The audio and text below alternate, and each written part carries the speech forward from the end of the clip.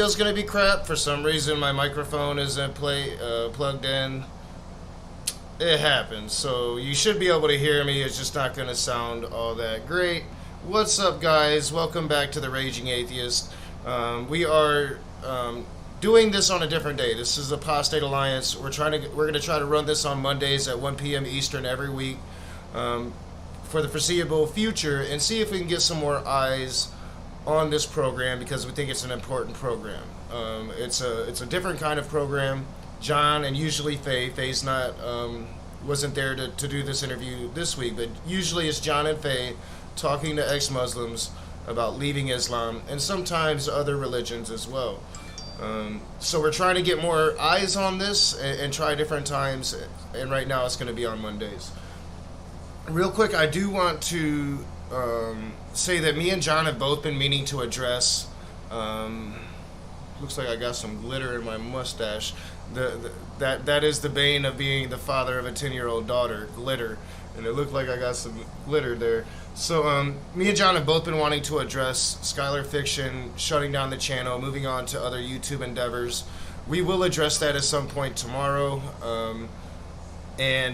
Michael, known as Speed of Sound of Gravity, suffered the worst tragedy imaginable to me, and that would be the murder of one of your children. So me and John here at The Rage want to send our condolences to Michael, our support to Speed, and just say how sorry we are that you're going through what you're going through, and that you have friends and you can talk to us anytime you need to talk to us. So with that being said, guys, this is a pre-recorded show, so you won't be able to ask questions of the guest, but sometimes you have to do that when people are overseas. So without further ado, the Apostate Alliance.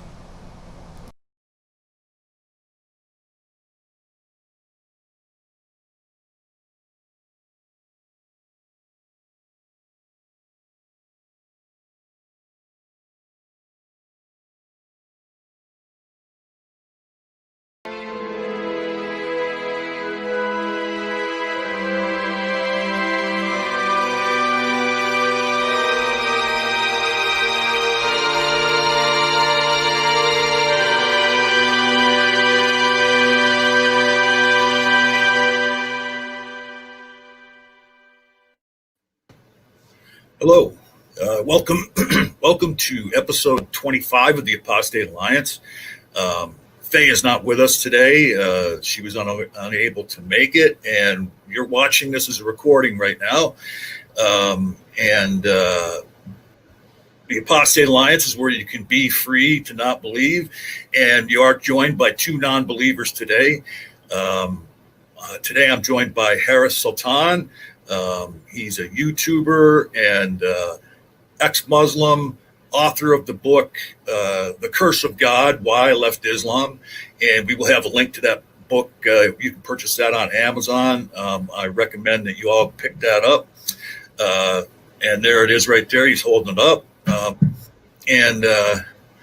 As you know, we talk about a few stories before we get to the interview. And pardon me. And the few stories that I found on Twitter this week, as a matter of fact, the first one we're going to talk about, I found in Harris's timeline. And it kind of blew my mind when I found it. As you know what happened in France recently about the teacher who had their throat slashed, was essentially beheaded for having shown pictures of Muhammad in his classroom to open a discussion, and a fundamentalist radical Muslim person had killed him. And this story that I found in Harris's timeline is about this politician, spiritual leader in Pakistan, Allama Qadim Hussain Rizvi, if I'm saying that right. He was decrying what the teacher had done and calling for nuclear war. I'd like to have Harris step in now and maybe flesh that story out a little more and tell us what he thinks about that. Well, I mean, well, thanks for having me, first of all. Yeah, that guy is very known to, especially Indians and Pakistanis, Muslims and non-Muslims alike. He's one of the most radical hardliners you'd ever see, because he's been arrested a few times, but then he's been let out, because a lot of the times we believe that governments or the state, the military alliance of Pakistan, that possibly sometimes support these guys, because they always have this fear of this war with India, and traditionally Pakistan conventionally can't really match the firepower of India, so Pakistan relies heavily on indoctrinated mujahideens, and that's where these guys come in. So these guys have been set up by the Pakistani military, and that's, I don't know if you guys have heard the word, the terms like good Taliban and bad Taliban. This guy is not really Taliban, but there was a time after September 11 in the war on terror that because Musharraf, then Pakistan President Musharraf, had joined hands with the United States, as we had no other choice anyway, as I think it was Richard Armitage who had said that we'll bomb you back to the Stone Age, something like that. He had said at that time everyone had to be with either United States or against them. So Musharraf had joined, but then as a result, some Pakistanis, mujahideens, because there's thousands of madrasas where these guys are trained radically, and they stood up against Pakistan. As you might remember, in the first decade of the century, there were 70 or 80,000 Pakistanis estimated to have lost their lives in terrorist attacks every day. And those were called bad Taliban. But then came the stage when Muslims realized that, okay, maybe terror is not the right way. But then they were contained again. And this guy became famous in 2011. I don't know if you remember, there was a Pakistani governor of Lahore, Pakistan's second biggest city. He was killed for supporting Asia Bibi, who recently was moved to Canada after spending nearly 10 years in prison she was accused of blasphemy. So the guy who had spoken in her favor, he had only said that we need to look into the blasphemy law. And he was killed by his own bodyguard. The guy was called Mumtaz Qadri. He was trained. This guy, the one you're talking about, he was the spiritual leader of that guy. So this guy is very known. He's known to train people and to make people go to extreme lengths. And he's made statements like this before. He first said that because Pakistan has this debt problem, Pakistan owes a lot of money to these foreign countries, and he once jokingly said, but it's not a laughing matter in a sense that he's just some crazy radical. No, he's got huge support. In 2018 elections, his party turned out to be the fourth biggest party that got the most votes. After the three major parties, his party turned out to in terms of popular vote, they ended up getting the most votes. That didn't translate into electoral votes in representation in the assembly, because you obviously need to be number one in a certain area. But he ended up getting lots of votes. He has huge support, and he makes out these jokes. There were people chanting in the background. Obviously, if you don't understand Urdu, or if you would play that video, there were people who were shouting and yelling that yes, we'll go with it. And he rallies people up with these really hardcore slogans, and he really says that bring out the Pakistani nuclear weapons. What are they there for if not for if you're not going to use them in defense of the Prophet? So yeah, it might seem funny in a sense that who's going to listen to this guy, but no, he has huge support. And I remember when in 2011, when Pakistan when Taliban had entered Pakistan, and some of the U.S. senators had expressed their fears that if Pakistan is overtaken by these mullahs, then Pakistan is a nuclear power. Then you would literally have these guys. These kind of guys will have their hands on the nuclear button. That's insane. I mean, and then you talk about how the other fellow that you were speaking of was killed by his bodyguard. I mean, yeah, you remember that Salman Taseer was his name. He was governor of Lahore. Yeah. I mean, and then here you have this don't want to be hyperbolic, but you have this person who sounds rather insane, that has support behind him. So it's not that far of a stretch to think that there might be people sympathetic to him in the government, So, you say he only was fourth on the list, as far as votes go, but it could be different next time. And like you say, if he, was able to get into government and had his finger on the button, that wouldn't be good for the entire world. So when you talk about, you used the phrase "good Taliban, bad Taliban." Is that like a real thing, or is it nonsense? I mean, is there good Taliban? So that was a narrative that was sold in Pakistan. So obviously, as we had heard by the United States, and some of those concerns were very, very true, as later on it was found out that Osama bin Laden was living not so far away from Pakistani military barracks in Abbottabad. He, as I said, when as a reaction by madrasas, the students and these ulamas, these scholars and these radical Maulvis, as a reaction to shaking hands with America and going into Afghanistan, then these people turned up against Pakistan. Now, those guys were termed as, because they were hurting Pakistan, not anyone else, those guys were called bad Taliban. The other Taliban who were fighting the United States and who also hated India, we had been exporting jihadis into Kashmir. I wrote that in my book, how I was almost recruited as a jihadi. And that's why those guys were called good. Those guys were prepared by Pakistan military.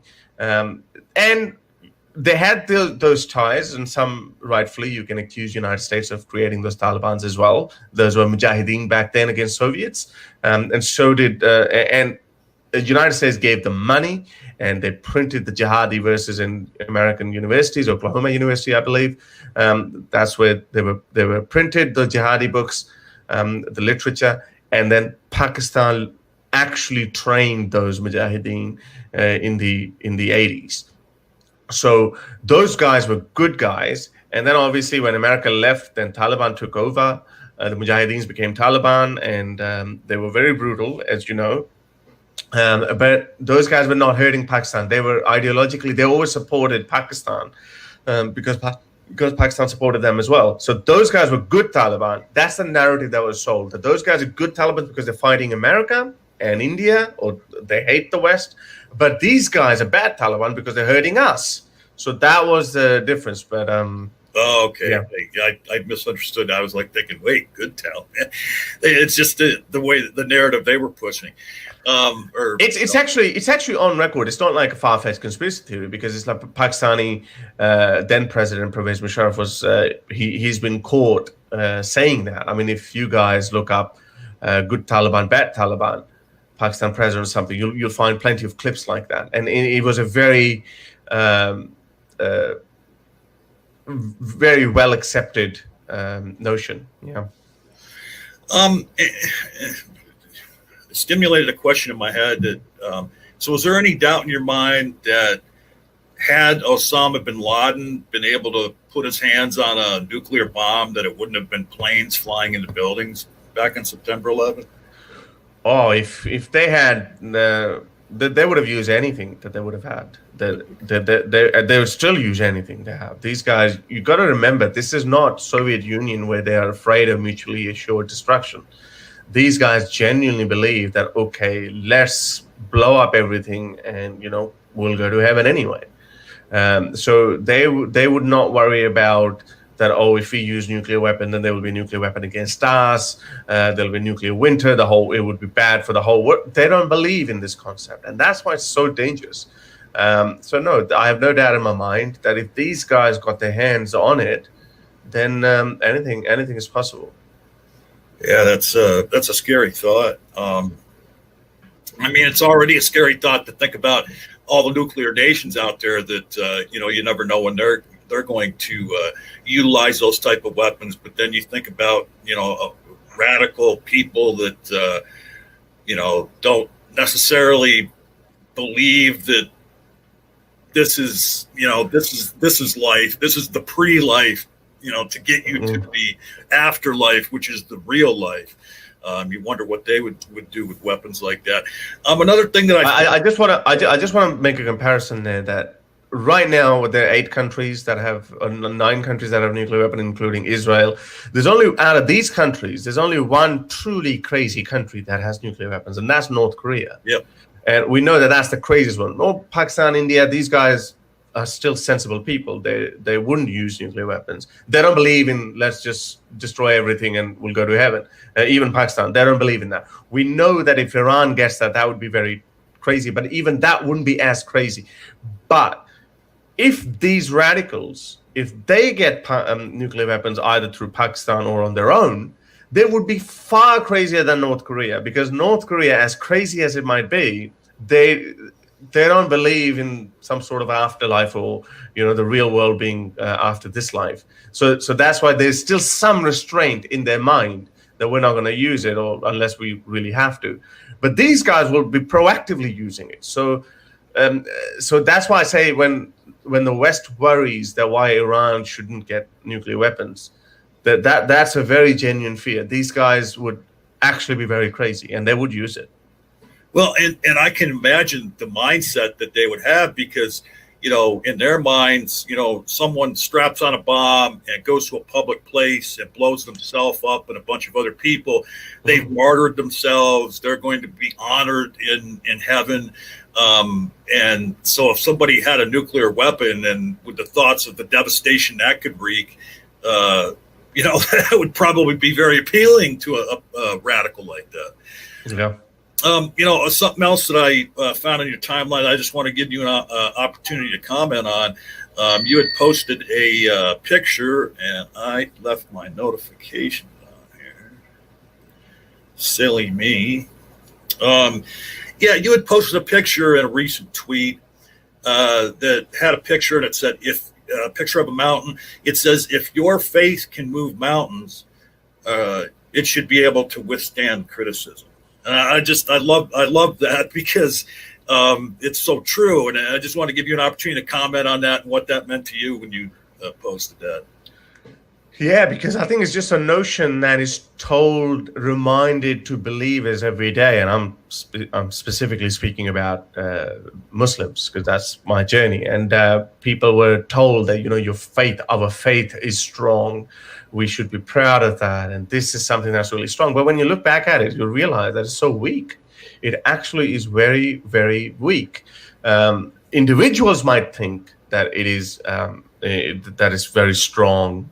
But people in power, they know that it is very weak. That's why they don't allow any criticism.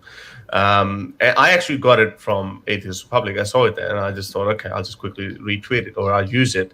And yeah, that's what it is. And that's the reason why they can't even allow tiniest bit of criticism. It just, any criticism just has to go. It just reminds me of the famous Roman Emperor Tiberius, who had these treason courts he had set up, which was in it was a different time back then. But even in those times, the Romans found it really weird, bizarre that an emperor just merely criticizing the gray hair of his beard, that could land you in treason courts, meaning that you just don't allow any criticism. I mean, it's one thing to criticize the government and saying, we need, but actually just not. And that's exactly how powerful of a cult religion like Islam is, that you just don't allow any criticism.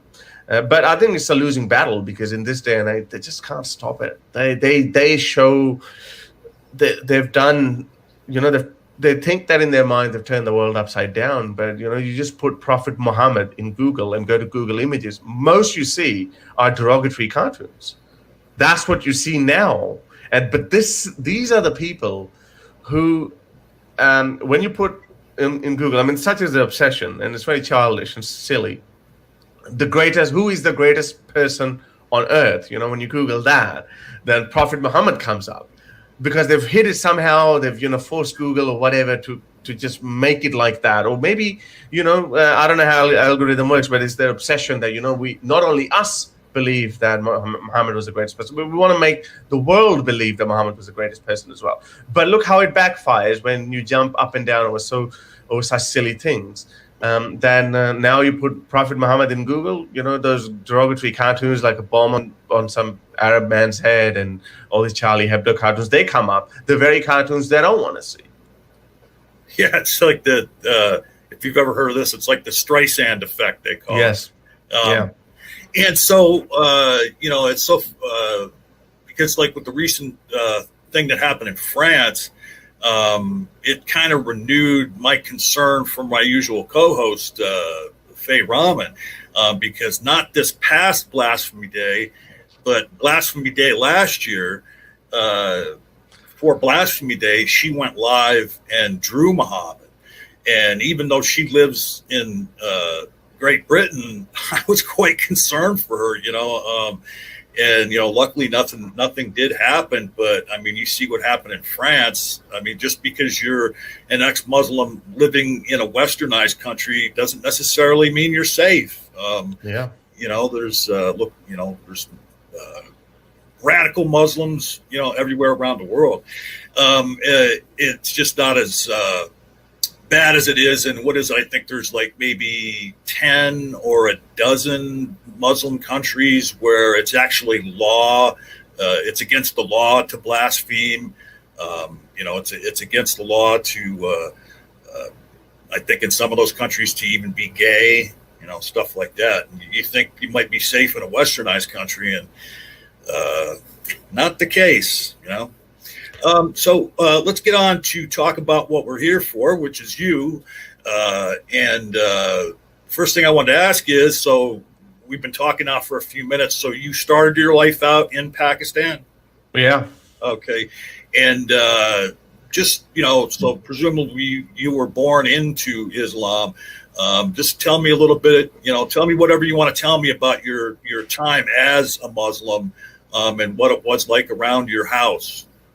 Right. Yeah, look, I mean, that part, my life, there was nothing really interesting in that as part of, it didn't have any interesting bits from it, other than only one part that I shared in my book, that how I almost accidentally became a jihadi, and I could have been dead for nearly 20 years now, had I actually succeeded.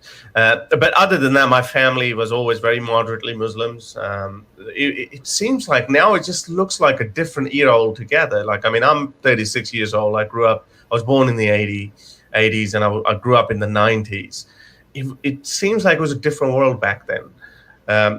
We obviously living in a post 9/11 era, where there was a sudden surge of radicalization. All these people that you look at, these people are mostly born after 9/11, or they've grown up in an era, in a world after 9/11.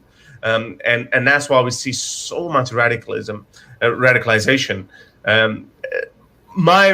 But, I can't generalize it. I mean, that was just my experience, that my family was moderately Muslims.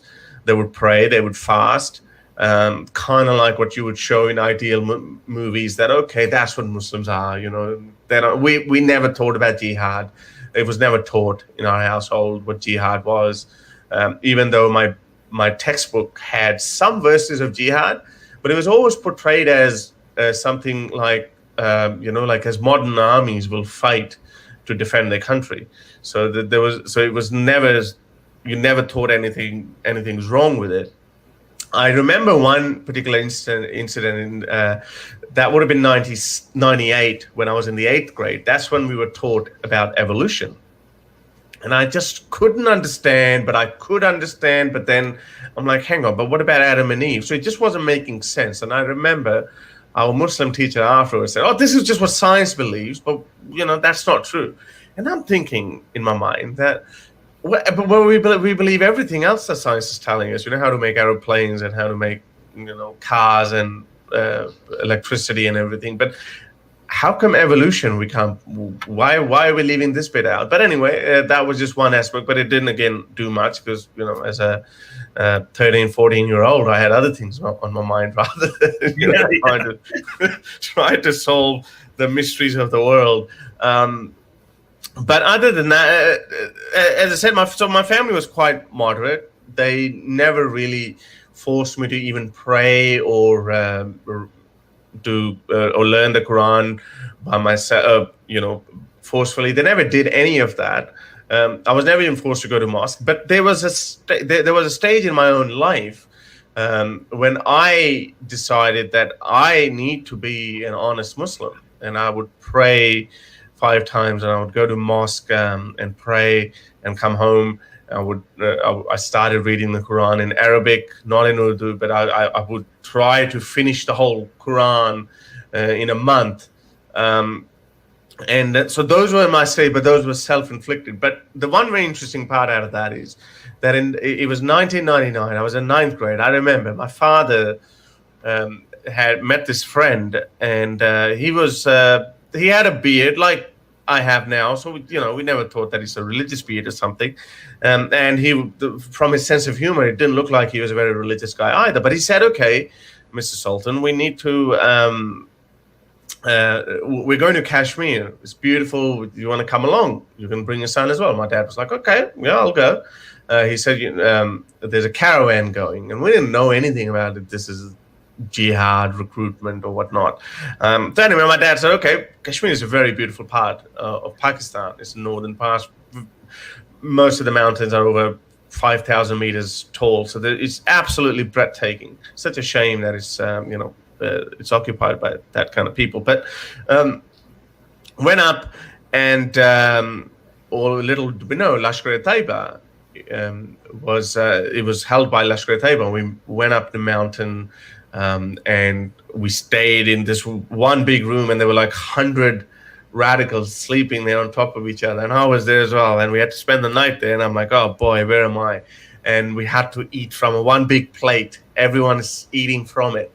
With their bare hands, and this was something like totally alien to me, and I was just like, man, I just want to get out of there. But then came Hafiz Saeed. He's a renowned jihadi, responsible for pretty much all of the incursions in Kashmir. It went from Pakistan, and that's how I knew at that time that okay, this is absolutely true, because I was almost recruited. So anyway, he gave a very passionate speech. They displayed how Mujahideens fight with AK-47s, and there was an enormous display of firepower. My ears still ring if I think about it. And then he said, we have to go and fight the infidel Indians.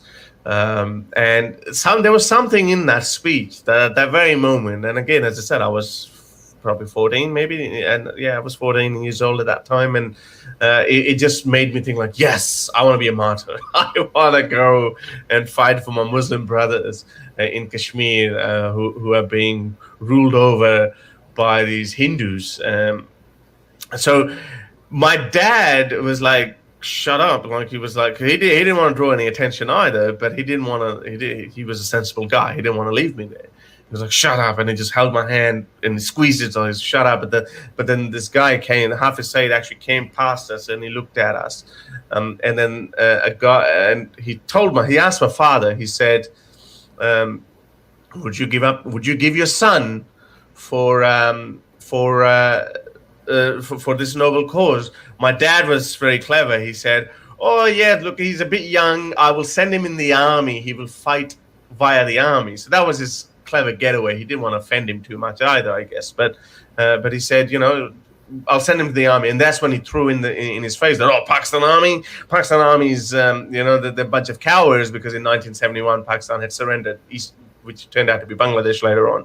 But the guy who was holding a register next to Hafiz Saeed with this known terrorist, the guy who was walking with him, he kept an eye on me because he saw that I was like, hey, I want to get in. So, but anyway, my dad shut me up and he brought me home. And then when I came home after a couple of days, after I found the luxury, my soft warm bed and nice roof over my head, I got over it. But that part, I mean, if my father was any bit, what I would say, even a little bit more conservative, a tiny bit conservative by Pakistani standards, then he might have said, yeah, okay, because I might go to heaven if my son becomes a martyr, because there's a hadith that a woman that gives up, it's a very funny hadith, a woman that gives, Muhammad was, there was a woman who had 3 of her sons martyred, and Muhammad, so what else could he sell them?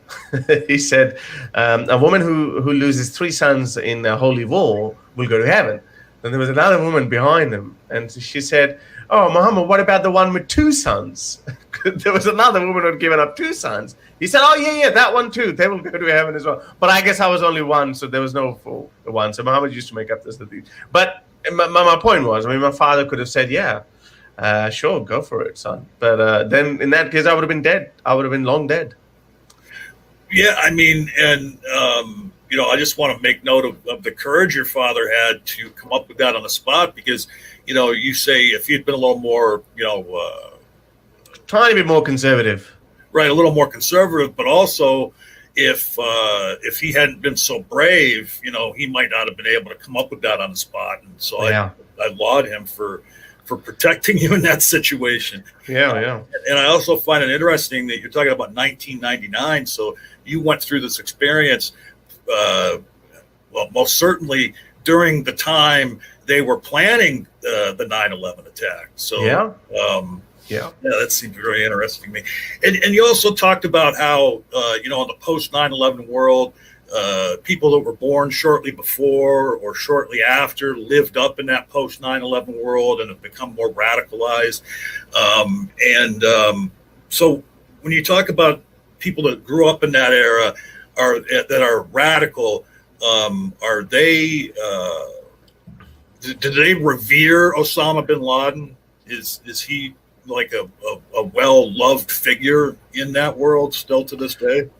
Look, I'm pretty sure there would be some very big circles where he's still applauded, where he's still kind of worshipped. But I think the narrative has actually moved beyond that, because the world doesn't really wait around. Because I noticed that when 9/11 happened, I was in Lahore at that time, and then shortly after that, I left Pakistan for good. I remembered people were.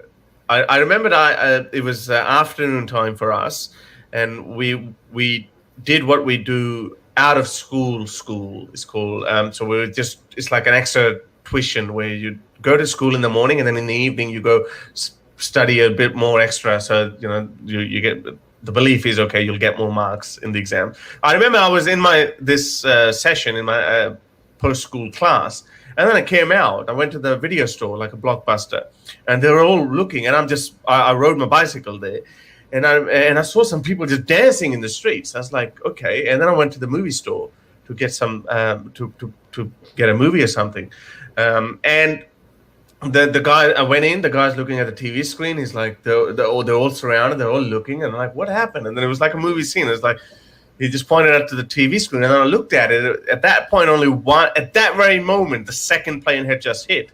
So I think there was 10, 15 minutes apart or something. And then I'm like, my mouth is like open. And to me, for some reason, I didn't find joy in that when I was looking at it. And coincidentally, my father at that time was actually in New York. And he told me he was so mad. He was so mad at these people because he saw that with his own eyes. When you see suffering on such scale with your own eyes, it's a totally different worldview. Whereas on my street in Lahore, these 16-year-old kids who probably can't even place where New York is on a map, they're just dancing because they've been told, hey, something good really happened today. So they were dancing. And then we saw some clips. I think it was mainly CNN showed the clips in Palestine and all those other countries where people were dancing. In Pakistan, I wouldn't say there was that much dancing around, but I saw some, so that's why I remember it. But initially, I used to defend. I was against the Afghanistan war. And I remember Pal Talk used to be new back in those days. And I used to sit up like that, and I would try to have a debate with people. And that was my first exposure to the outside world. And I had no answers. And I remembered the common narrative that was sold to us, that look, we Muslims are suffering, we're the victims. This is why we're ready to blow ourselves up. So we must be on the right, in the right. We must be, and that was a belief, and for a very long time it persisted. But then I think after a while I noticed a major shift, even in Pakistan, that people thought that, okay, we have to move away from this, that this is not the answer. Because, United States, I was talking to someone, the United States actually responded very appropriately. I mean, it is a superpower, can't be bullied like this. You can't lose 3,000 civilians to landmark of buildings and just say, okay. But I worry that in this day and age, with all this, loony left and, this Islamophobia narrative and this bleeding heart leftist and all this, I wonder how a country like the United States could respond in today's day and age. That there would be so many more. I remember when the United States was going into war in Iraq, there were mass demonstrations in London and some other European countries, but not necessarily in America. But I think there would be mass scale demonstrations if, let's say, something like this happened and the United States said, okay, we're going into Afghanistan again, or we're going into Syria for some reason. There will be demonstrations. So the world has changed, and even the Muslim world has moved on from it. They've moved on to a different level now, where they just think that, okay, now they're trying to, I think we're just dragging them into the 21st century. We're just really dragging them. That, okay, they say, okay, violence is not the solution, but you should still respect our prophet. But we need to drag them a little bit further, and we need to show, okay, not everyone has to respect your prophet. We can criticize him, we can mock him. I personally don't draw cartoons. I mean, I'd say, it's not something that I do, but this is what they need to understand, and this is something French government can't really do anything about it either. They Muslims want people to be punished for blaspheming or for mocking Muhammad. What they need to understand is that Western governments can't do it, because once they start doing it, they start losing the freedom of speech. Yeah, that's very sensible, everything you just said. The only thing I would give you pushback on is that, yeah, maybe going into Afghanistan, but like I don't see why that post 9/11 that we went into Iraq. It didn't seem as Iraq, I'm not in favor of that either. I misspoke. Yeah, I'm not in favor of Iraq war. Afghanistan, I don't have any argument against it. I mean, the end result of it seemed to be fine as far as getting rid of Saddam Hussein, but there was already reasons to have done that before 9/11, actually, but we didn't do it. I mean, if we were going post 9/11, and I think that the first country, if we were going to go into a country that was responsible, or some of its citizens were responsible, it would have been Saudi Arabia. But of course, we couldn't do that because we're in bed with them because of the black goo that they have in the ground that we need. So you mentioned that shortly after 9/11, you did move away from Pakistan. Is that when you went to Australia, or did you go somewhere before that? No, I came to Australia in 2003. I was 19 years old, and I actually, funnily enough, I had actually applied for a student visa in the United States. But again, it was post 9/11. America's under attack by young Muslims. Here I am, a 19-year-old young Muslim. Why should we let him in? So, I wasn't given the visa, despite of having good grades, and I had paid my fees, and I showed my financial capacity that I could support myself. Despite of all of that, no, I wasn't given the visa. So, but my mother had said, just as an insurance policy, she had applied for Australia as well, and which I had filled in. So I remember I was coming back from the embassy, the U.S. embassy, and I was like very disappointed. I was very disheartened. I was like, man, I wanted to go to America, kind of like what Borat was in the first movie. Like, I'm going to America. So anyway, so that didn't happen. But then as soon as I was very depressed, I remember I was very depressed. I wasn't talking, and I was like, yeah. And then the very next day, I got a phone call from the Australian embassy in Pakistan, showing High Commission that we're ready to go to the next level. Just go do your medical or whatever. And then that's when I moved to Australia. And I'm so glad that it ended up whatever it ended up being. This is one thing that I'm so happy about, that I ended up in Australia. It's a wonderful country, so far away from everything, and were you already an atheist before you left for Australia, or did that happen in Australia? No, I had started doubting Islam at that point, but I don't think I would call myself an atheist. I had these questions. Then this is why that meme was so powerful about your belief. If you think your faith is so strong, then it should be able to handle criticism.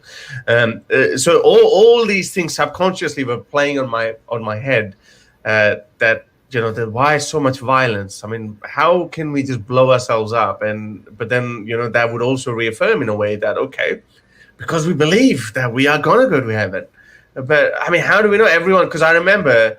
There was always this thing that Superman is always American, like all the superheroes are American.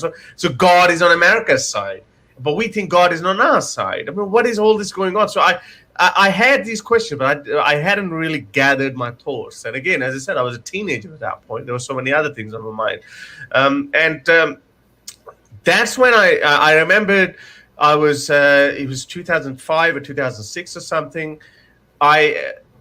There was a document. It was the era of what was that? Kazaa, and there was one before that, peer-to-peer software. So anyway, I remember downloading all these documentaries and movies, etc. Illegal, don't do it, guys. But anyway, this is cheaper these days, so it used to be different back then. So I downloaded this documentary. It was called "The Root of All Evil" by Richard Dawkins. I hadn't heard of him. I didn't know who he was. Apparently it's called something else in America. But anyway, that's what I downloaded. And I was like, oh, how can he say that? And he's going and he's talking, he's challenging God. But now I look back and say, wow, that was very mild language, compared to the language that we guys use now about gods and prophets. But he's like, in his sophisticated British accent, he's talking about all these arguments. I'm like, I was not a radical, I was not an extremist, but even to me, I was like, oh, that's too much. So I put it away, I forgot about it. And then a year later or something, I picked up the newspaper, an Australian newspaper, Herald Sun, and there was an article written, an opinion piece written in it by some Christian apologist. And he was pointing out some arguments of Richard Dawkins, and he was trying to respond to him. Even though in that opinion piece, it was written by this guy, so it should have been obviously biased, and he could have been strawmanning Richard Dawkins or something. But I'm reading it, I'm like, the other guy's making more sense, meaning Richard Dawkins. I'm like, who is the other guy? So that's when I looked up the other guy, and that's when I was exposed to Richard Dawkins' countless hours of debates and lectures, and then Sam Harris and Christopher Hitchens. And then when I heard these guys, I was like, well, I had the same argument. I just couldn't articulate him like that. I just couldn't, gather my thoughts like that. But all these arguments, one by one, they've been answered. I think I became obsessed. I went through that stage. I think it's the same stage that we're seeing a lot of people go through with our work, that I get messages from people in Pakistan or some other places that say, I've just watched 10 hours of your streams. I'm like, whoa, kudos to you for having that much patience. But because they're intrigued by it, I believe that they've had these thoughts all along, but because their countries have never allowed criticism of the religion in front of them, they were never exposed to it. That's why they just suppressed it. So I remained a Muslim because I suppressed those thoughts, because it just wasn't beneficial to me. I wasn't a victim of Islam per se, so I didn't have any motive to go out and fight against Islam. I just purely stumbled across something that I always had these intellectual questions in my mind, and they just happened to be answered better by the other guys. Well, and it's so funny, just listening to that, because I've heard similar stories from so many people that have left religion and become atheists, that they found, someone online like a Richard Dawkins or an Aaron Ra or, whatever, and then they just consume the content. And a matter of fact, this one fella I know that was a pretty hardline Christian, and as many Christians and probably many Muslims as well, they don't actually read their holy book. They just believe what they're being told by the preachers and what have you. And so somebody had mentioned to this person about how it talks about slavery in the Bible, and this gentleman was like, "Well, no, there's no advocation of slavery in the Bible. Are you nuts? Are you insane? No way." And then they pointed up towards the verses, and he went and read them, and then that was the beginning of the end of his religious belief. It's so often there's very few things that actually trigger something, and and I'm so lucky that we've got so many other ex-Muslims who are atheists now who are producing content in Urdu. After my channel was the first channel, and now I think there are 4 or 5 people doing it, and they all have their own styles, they're unique styles. They're all atheists that bring their own little flavor to the table. For example, I always target that part because when I found out very late, like even after I'd become atheist, that's when I found out something like concubines, sex slavery was allowed. I was like, whoa.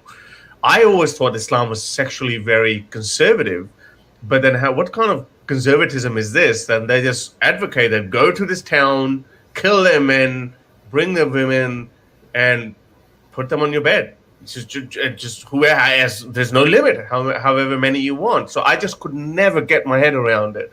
And every time I bring it up, most people who hear about me for the first time, they are like, what? There's no such thing. And then they're like, okay, this is it. And then a week or 2 weeks later, they come back and they always say, yeah, but now they're trying to have the, mental gymnastics for it. Oh, it was allowed because of that. But we know we've done our part. We've planted the seed of doubt.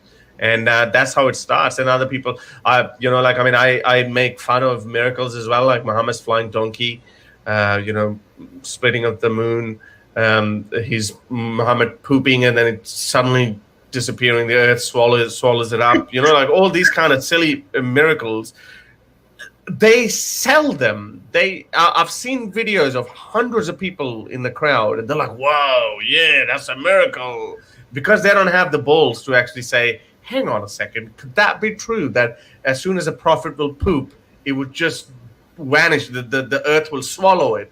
But they would be like, no, because it's a prophet, they can't say it. Some clerics go really far and they say Muhammad's urine had medicinal qualities, his poop smelled like flowers, and all that kind of crap. They sell them, but they cannot question them because it's, as any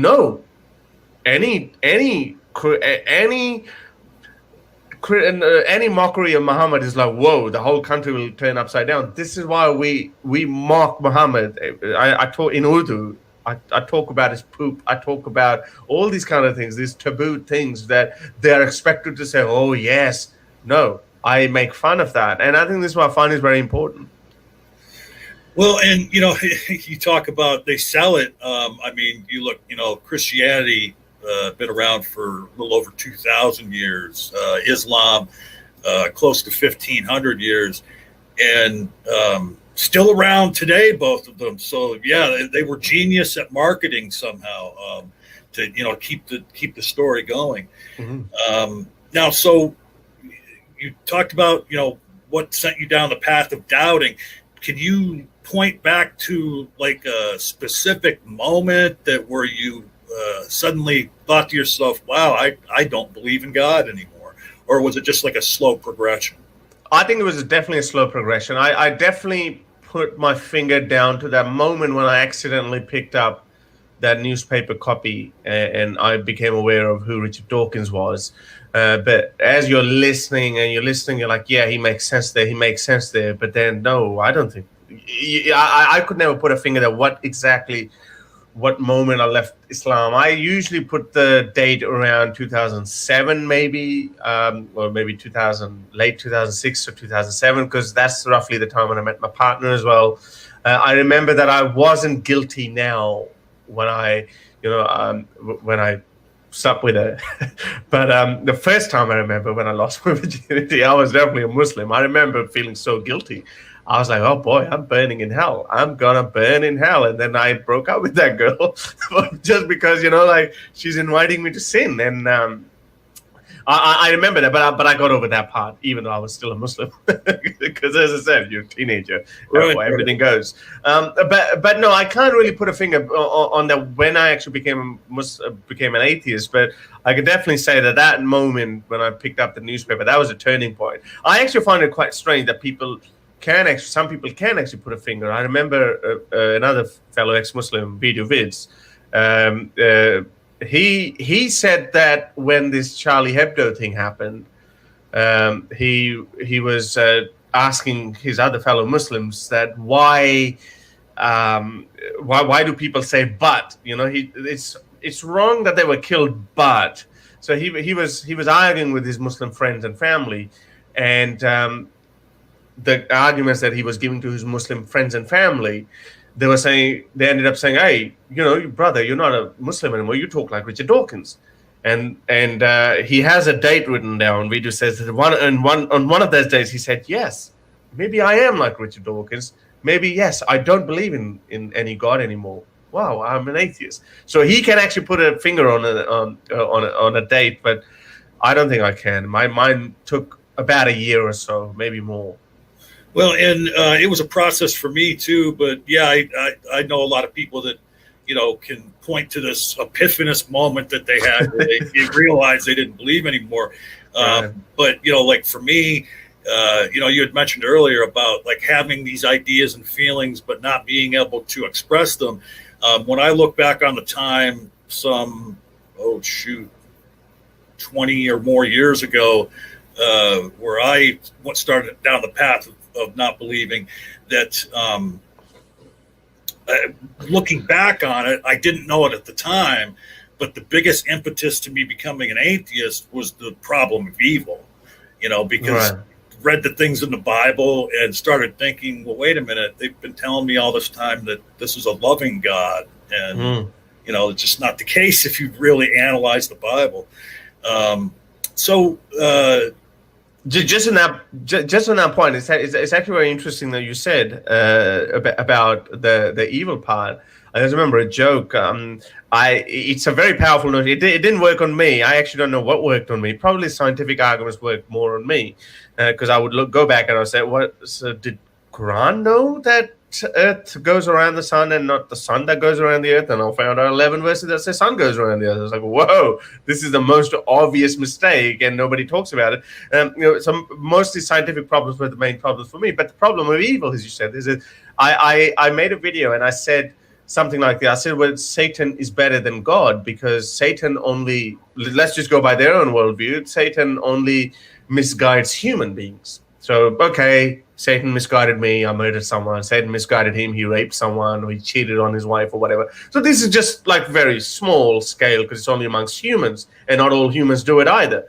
So, but God, on the other end, he causes forest fires, he causes earthquakes, he lets Satan do all of these things. He can foil a Satan's plan when someone is planning to rape someone or a child. But and if there are other planets as well, then God's body count is far, far bigger than the body count of Satan. So I made this video, this 5-6 minute video, and then I actually received some messages after that as well. They said, well, some people said we're thinking about it. Yeah, that actually makes more sense. That it's funny that there are so many arguments that we can rip these religions apart with, and different arguments work for different people. No, it's kind of, I talk about that myself a lot, that, God supposedly is the big man on campus, but he allows Satan to do all these things that a powerful being he should be able to prevent. And then he himself, and I believe in the Quran, it contains the first 4 or 5 books of the Bible.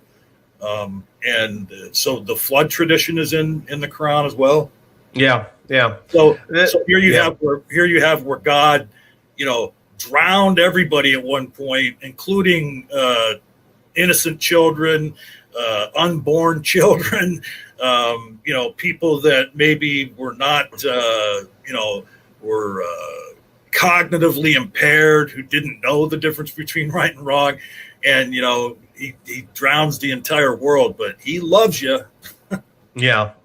It's like, when there were people who were disappearing in Soviet Russia under Stalin's era, and all the people believed that it was NKVD leader Yezhov was responsible for it. And some people actually made their way to Stalin and complain about him, because they just thought, hang on, Stalin is a god and Yezhov is a Satan. And then there's no way Stalin would know about these things. But Stalin had them sent to gulags as well, because Stalin was the main guy. Yezhov was as bad as he was, but he was also had the blessing of Stalin. It seems like exactly, and Stalin let him do whatever he wanted to do. And this is exactly what the case with God is. I mean, God turns out to be a good guy in front of us. Oh, it's just Satan doing that. Hang on, but you are more powerful than Satan. What about, God cares about his free will. What about the free will of a person who's going to get raped? I mean, if I get raped, if I'm a man, well, men can get raped too. I mean, my free will is being violated by some other guy, right? I mean, why is God allowing his free will over my free will? The sensible, just thing to do would be just, maybe strike him down with a bolt of lightning or something. But no, he doesn't do it. Every argument that we look at, they come back with an answer as though there is no God. They always come back with such a circular argument that it means that there is no God. Every argument that you look at, why does God say hi to us? Well, that's not how he behaves. Why does God not stop him? Oh, God doesn't interfere in free will. Everything that you look at is like as though he didn't exist. Well, and we were talking about this recently. There's really nothing new coming out of apologetics. It's like the same stuff for decades and decades. Dead. And I've often said too that I'm not sure how anybody can read the Bible and come away from that story thinking that God is the good guy, because he absolutely isn't. So when you did leave Islam, did you suffer any repercussions from it, like from friends or family or anything? I mean, are you still good with your family and all that? I was, I was okay with my family, because I mean, we had this culture where I never antagonized anyone as such. So, like, as I said, 2006-07, maybe I became an atheist. I found an Australian partner, and she's wonderful, and everyone knew about that. Everyone knew that she's not a Muslim, because it would have been expected of me to marry a Muslim woman, or if she's not Muslim, if she's a white girl or something, then maybe make her Muslim. I didn't do any of that. Not that I could have done anyway. She's a very strong woman, so they all knew that part. But then again, people could tell from the way I spoke or the way I conducted myself that maybe he's not a religious person. Some of my family members thought that maybe it's just a phase. He might get out of it. He might become a born again, as you guys have born again Christian. We also have born again Muslims. So he might become that. They had all of these things, but I never really came out as, I would talk to some of my close friends and cousins that are, this is all nonsense. They're like, yeah, okay, whatever. They wouldn't take it seriously, but it did. But when this happened in 2007, there was a crackdown on atheists in Pakistan, and I've spoken with so many of them since then. They had to flee Pakistan. Some of them were tortured very brutally. They were arrested, and some couldn't get out. Some are still in prison. So when that happened, when I became aware of that in 2017, that's when I said, I got to do something, because here I am living a perfectly wonderful life. Absolutely, I was quite sorted out, and I didn't have to do 9-to-5 work anymore, and so I was doing pretty good for myself. But then I read this, when I looked up these people, that they are suffering. They look just like me, the other Pakistanis. And the ex-Muslim movement was also, going through the roof at that point.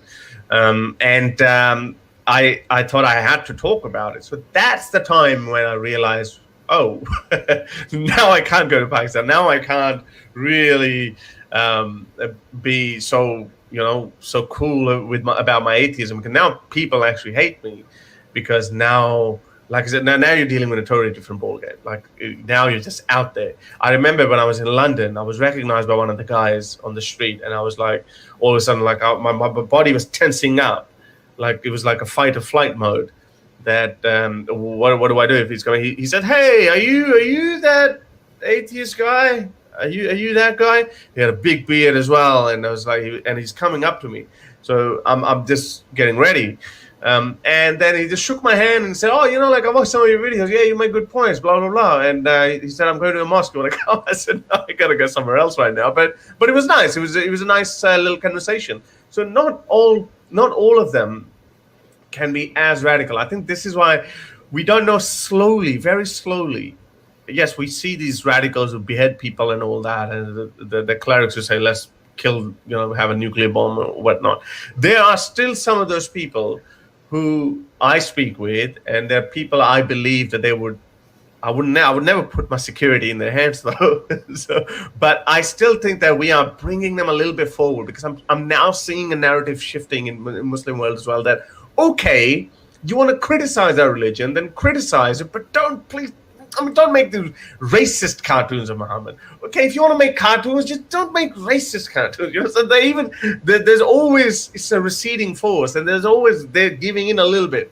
So I think we have to be reasonable as well, and we just have to keep going. And that was the time when I actually realized, oh, this is a different world now. Because last time I went to Pakistan, it was 2015, and obviously I would never go to Pakistan now, or at least for another foreseeable future, unless I find God again and I say, I'm a born-again Muslim. Right. Well, I mean, and there's even in this country, there are extremist Christians that, like there's a group called the NIFB, which is the New International Fundamentalist Baptists, and there's people in that group that call for the genocide of gay people, that they think the government should pass a law and execute gay people. And there's Westboro Baptist Church that has picketed soldiers' funerals, signs, decrying gay people and what have you. But you said earlier about dragging them into the 21st century, and I think the proof that is eventually going to happen, and that it is already happening, is people like the fellow you just described meeting. There's really, when you talk about the numbers, the radical element of Islam is a very small percentage of Muslims. But because there's so many Muslims in the world, even that small percentage is like millions of people. So I wouldn't say small percentage. I still wouldn't say small percentage. I know you mentioned NIFB and Westboro Baptist Church. I would say these guys are truly what you would call fringe groups. The problem is far more widespread, and the numbers are far more numerous in the Muslim community. Yes, what I always say that when numbers. So this is what I explain in my book. That numbers that a lot of us quote, and we love to quote, and there's a very good reasons to quote them. The Pew surveys that 70% of Pakistanis believe blasphemers should be killed.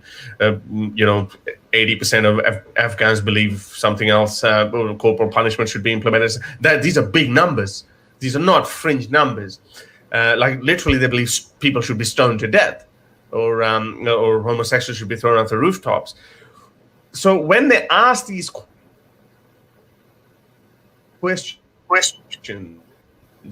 they simply believe that or not. Oh, sorry. Did you lose me there? Am I okay?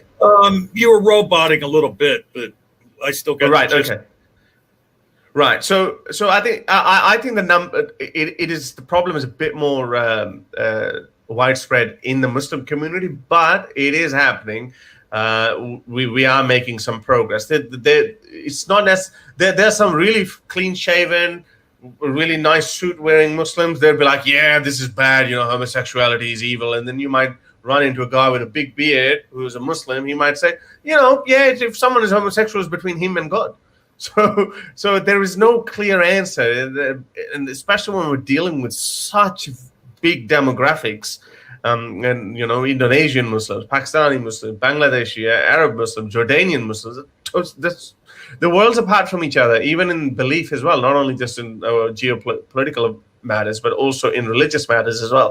So, but collectively, I reckon, I always see one solution as that. There's just telling them that regardless of going into what we should do with homosexuals, or whether we should allow women to sit with men or not, or regardless of going into those topics first, let's get to the crux of it. The argument that's been sold to you that God is real, it's not real. And we have plenty of good arguments against that. Everything else will fall into its own place afterwards. But let's just talk about God, the creator of billions of galaxies. Did he not know that it's the earth that goes around the sun, not the other way around? Why did he not categorically say that the earth is round? And Quran used a very duplicitous language. It didn't say it's flat, but it didn't say it's round either. It just kept saying spread out. God has spread out the earth. So some people interpret it as, you can only spread out. It even says spread out like a carpet. You can only spread out carpet on a flat surface, not on a round surface. But it doesn't say round. But then there's so many other mistakes as well. And yeah, it's I've explained that in my book. Well, I mean, it's always seemed kind of odd to me, like the cosmological argument or fine-tuning argument, and that, oh, look what God made for us. But when you know truly what the universe is, 99.9999, you could go on with the 0.9s for a while. % of the universe is deadly to humans, So he made all this for us. How do you figure that? I mean, even on this planet.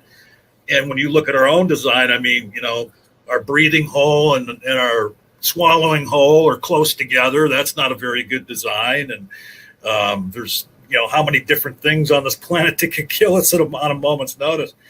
Something I wanted to ask about. It's like creating a big house for yourself, but there's only one tiny bit of room, like a tiny toilet room where you can survive. Everywhere else you'll be incinerated. Yeah. It doesn't make any sense.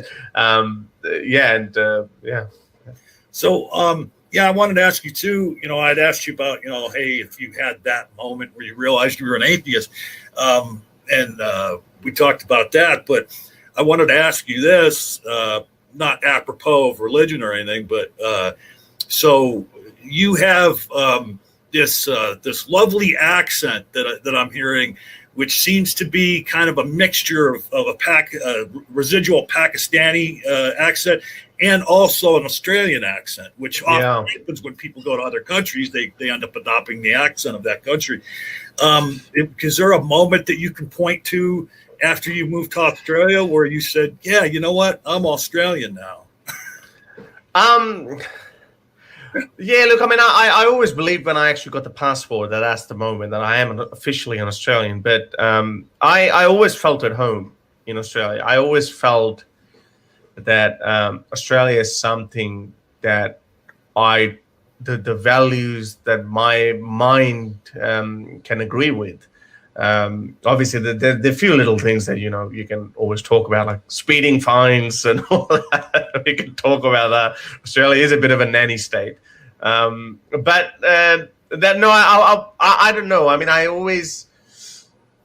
one thing's for sure. When I was studying at a university, I realized very early on that this is the country where I want to live. I had been to Thailand at that point. I wasn't very well traveled. Obviously, I was still very young, but at that moment I realized that this is the country I want to live in. The beaches are beautiful. People are so friendly, so clean. I actually said it once that there's so many questions that come to your mind. In Pakistan, for instance, we are told, and that's why I say to these people you see these silly people jumping up and down in the streets of Lahore, Islamabad, protesting and all that, wishing death upon these other countries. They've never been there. They don't even know anything about them. And we always we were told that, these kafirs, they're dirty people, they're just filthy people all around. And when you come here, when you look at it, the roads are so clean, that nobody even spits on the ground. I mean, some people might, but nobody. And in Pakistan, you'd see the people pissing on the street, people spitting everywhere, and it's dirty. There's plastic bags flying around everywhere. People would eat a chocolate and throw a wrapper out of the window. And I'm like, well, these guys are clean. I mean, so that's just one thing that I looked at. And obviously, when you go to other Western countries as well, there are good and bad areas as well. But more I've traveled, I've been to a few countries in Europe now and in Asia as well. More countries I go to, more I fall in love with Australia, because it really, I don't know if you guys have been there or not.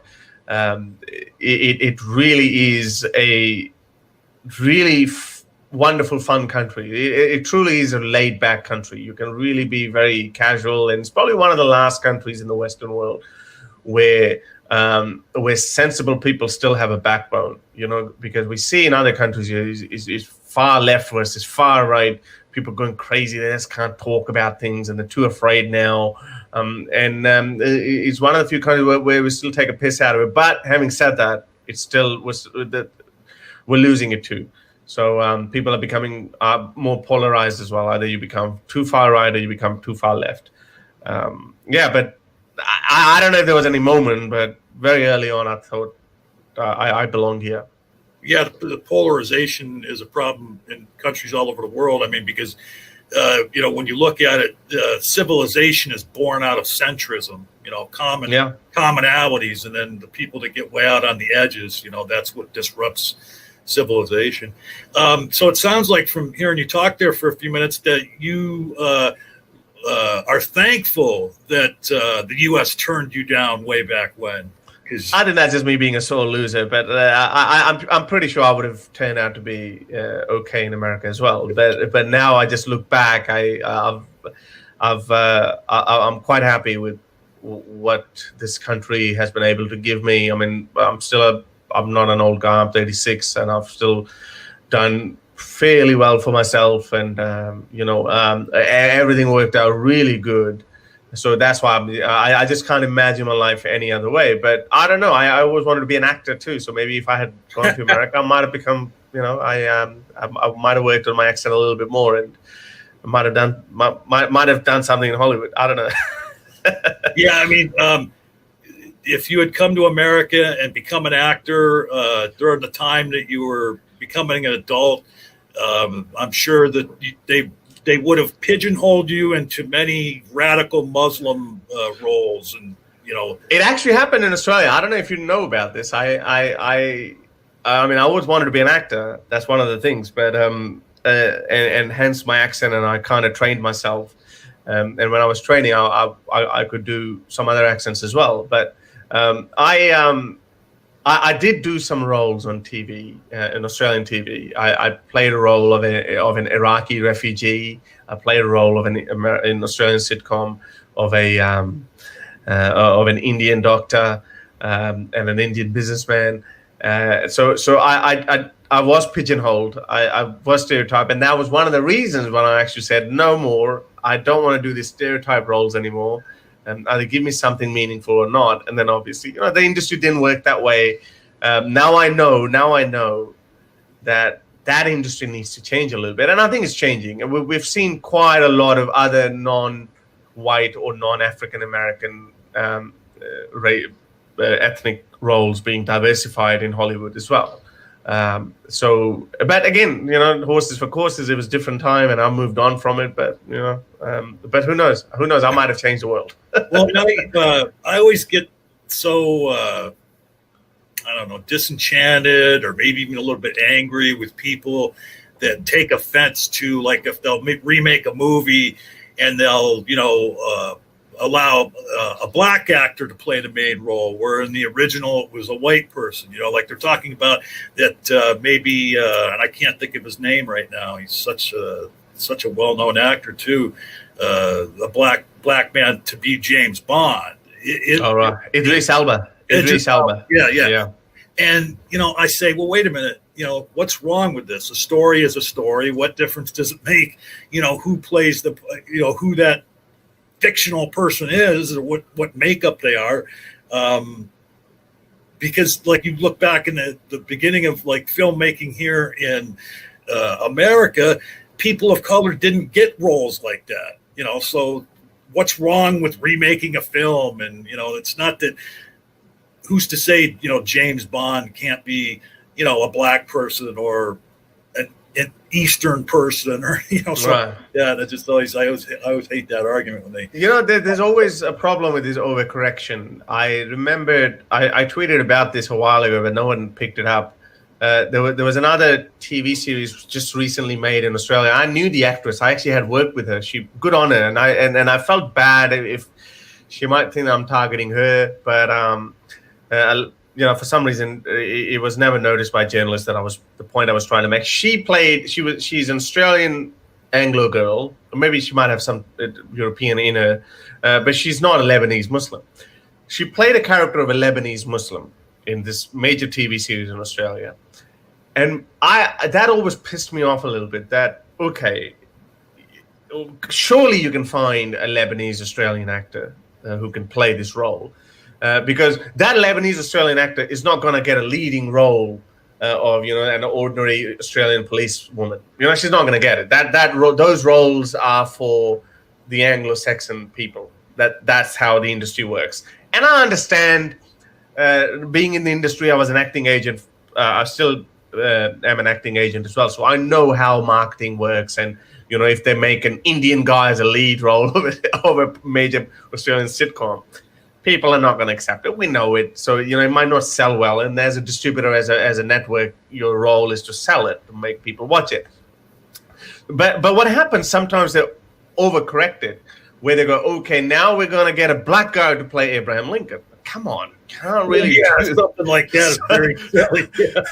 Yeah, so you can't really do it. I mean, leave that one for that. But okay, just find a balance. And I think I was looking into it. I mean, Will Smith spoke about it as well. Even though Will Smith, I think by that point, a lot of leading roles.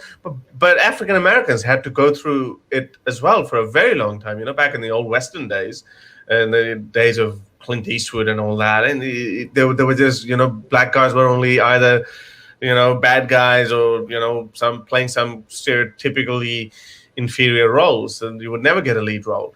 We had the same problem in Australia, and the Greek and Italian actors in Australia used to complain that they would never get roles, and then it changed in the 90s.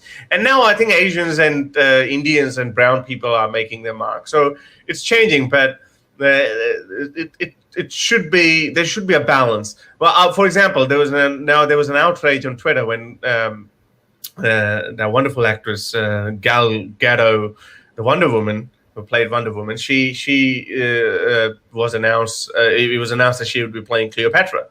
All the Muslims were angry. They were like, they were not angry because. She's not even a white woman. She's Jewish, and she's pretty close to Middle East, and they were angry because she's Jewish, she's Israeli, and they're saying, well, Cleopatra was Egyptian, so why can't you get an Egyptian actress? But we know that Cleopatra had a lot of Greek in her too.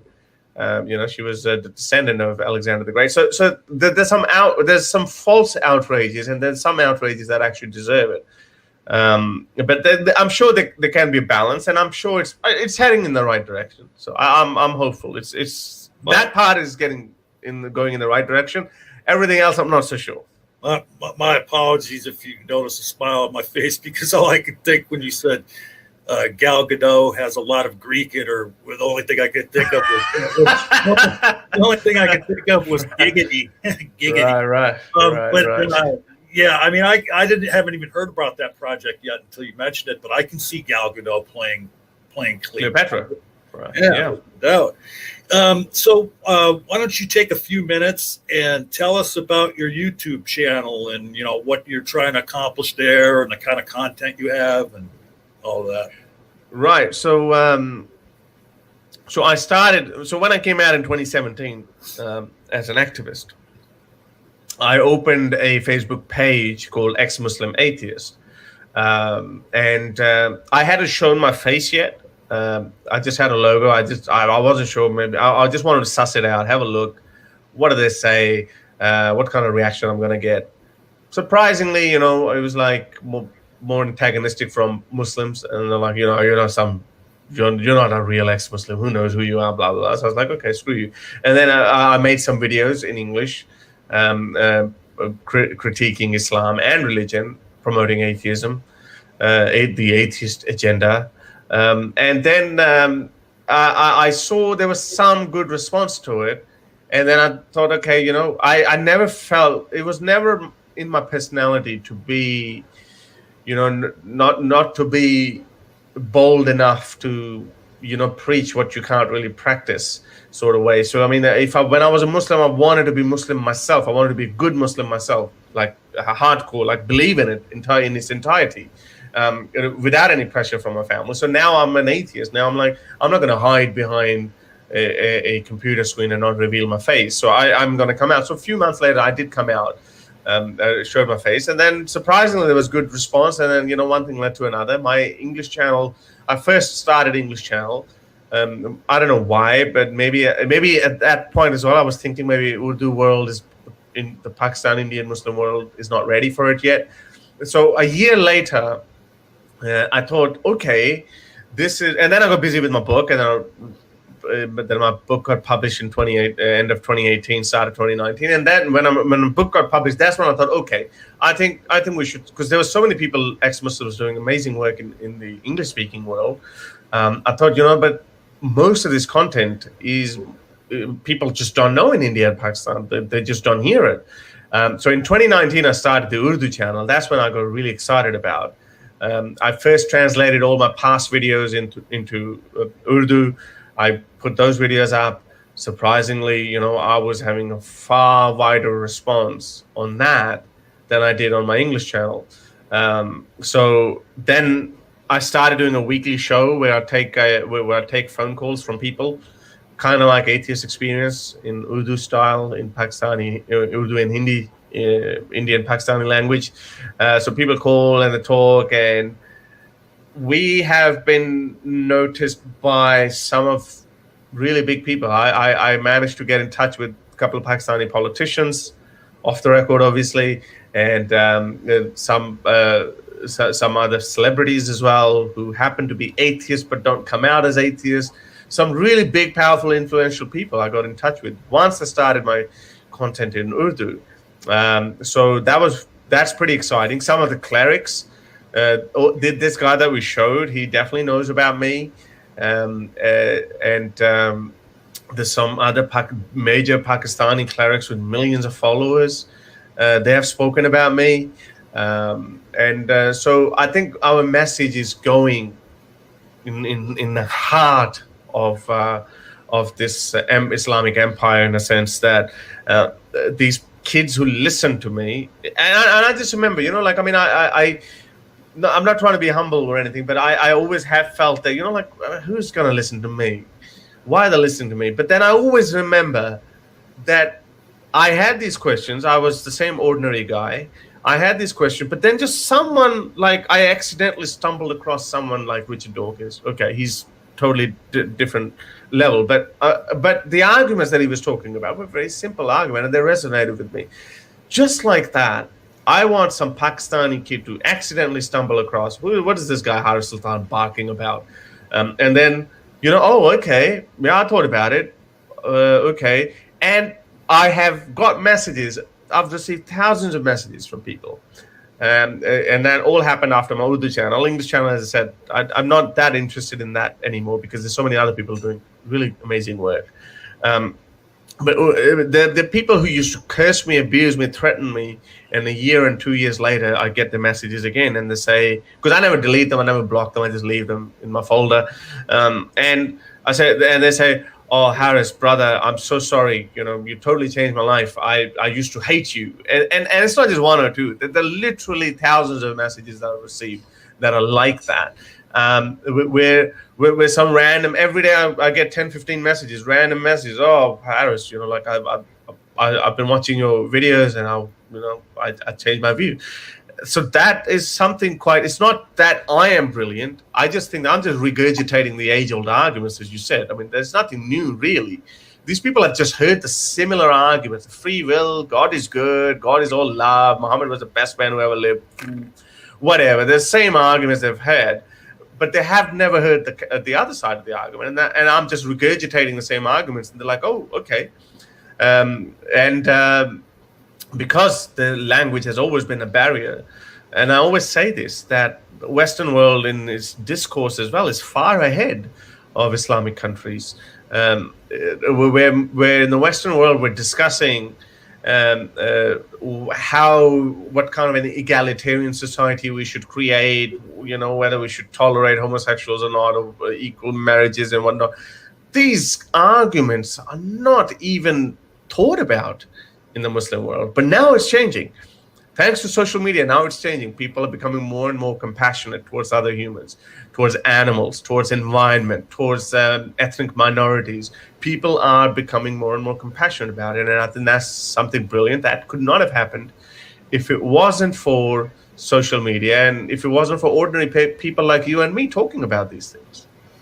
Well, I mean, and my snapshot analysis after listening to you is that's where your success came from, is deciding to do it in Urdu and putting it out to the people that need to hear about it the most.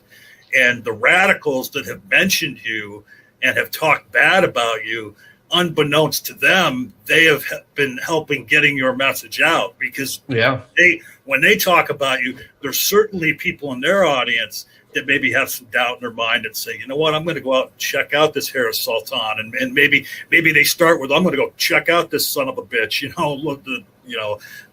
They're very clever though. They're very clever. There was actually a TV show only a couple of weeks ago on a national TV. They were talking about me.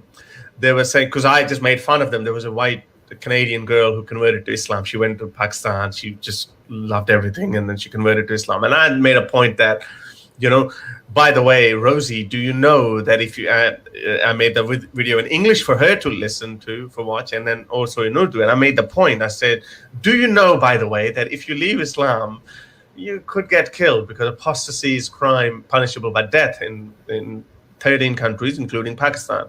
Pakistan's a bit tricky. It's blasphemy is punishable by death, but they can get apostates under that as well, because they can ask you, hey, why did you leave Islam? Because you have to tell them. Then if you say, oh, I don't believe it anymore, they could book you for blasphemy under that. So they can technically. But anyway, so they were discussing that a few months ago, maybe 2 or 3 months ago, on the national TV. There's a very major cleric, but he didn't mention me by name. But he said, there's some atheists, Pakistani atheists, they say this. So I think we need to change our attitudes, and we may abolish apostasy death for non-Muslims. So if a person who's born in a Muslim household, if he leaves, fair enough, kill him. But if a white person tries to convert to Islam and they leave Islam, don't punish them. So they were talking about it, and there's so many others. They have spoken about me, but they don't mention me by name. But I know that why that is, because, as you said, if they don't talk about me, then they're in trouble. Because, it's one thing to talk about the bad ideas of Christianity and Hinduism, but hang on, the atheism is a total different beast that is consuming all countries from within. Every poll after poll we look at, especially in the Muslim countries, atheism spreading like a wildfire. Like there's been 10, 15, 20 percentage points increases in some Arab countries. In Iran, 32% number of atheists as well. They have, before they can think it, someone else in the family has just become an atheist. So they are being bugged.